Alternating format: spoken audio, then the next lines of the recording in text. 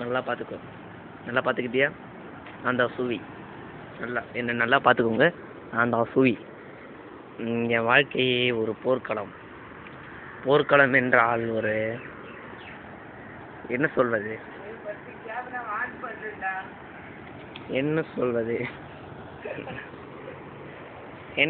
என்னை பற்றி? நான் ஒரு ஜீனியஸ். எங்கள் அக்கா ஆவரேஜ் ஸ்டூடெண்ட். எங்கள் அண்ணன் அவனும் ஒரு ஆவரேஜ் ஸ்டூடெண்ட். நான் மட்டும்தான் 10th 479 எடுத்து என் வாழ்க்கையோட பெருமையை நான் நிலைநாட்டிட்டேன். அப்புறம் என்னை பார்த்து பாராட்டினாங்க. அசோக் அண்ணன் நல்லவர், வல்லவர், நாளும் தெரிஞ்சவர். அசோக் அண்ணன் தான் நல்லவர். உலகத்திலே அவரை பேர் ஒரு நல்லவரை இந்த உலகத்தில் பார்க்கவே முடியாது. போ இல்லை, என் வாழ்க்கை சரிதது எல்லாம் நீ கம்முன்னு.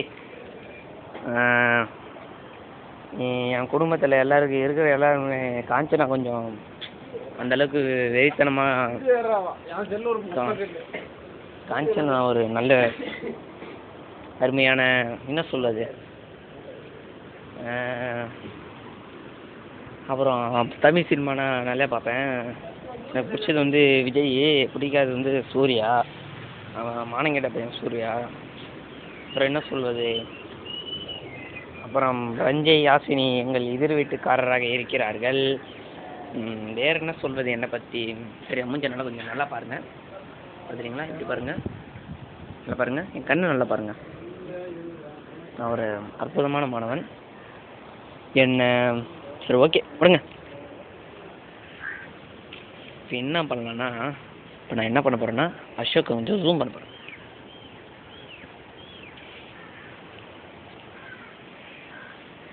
அசோக் கொஞ்சம் இங்கே பாரு. சரி, இவன் தான் மானங்கெட்ட பையன். கொஞ்சம் மானங்கெட்ட பையன். இப்போ பக்கத்தில் உட்காந்துருக்கானே ஒரு கவி, கண்ணை முடிக்கிறானே ஒரு மானங்கெட்ட லூஸ் அரைப்பைத்தியம். இங்கே பாருங்க, எங்கள் வீட்டு பாதாங்க நல்லா ஊற்று பாருங்க, அவ்வளோ அழகாக இருக்குது பாருங்க. அதேமாரி தான் நானும். ஓகேவா? புரிஞ்சுதா?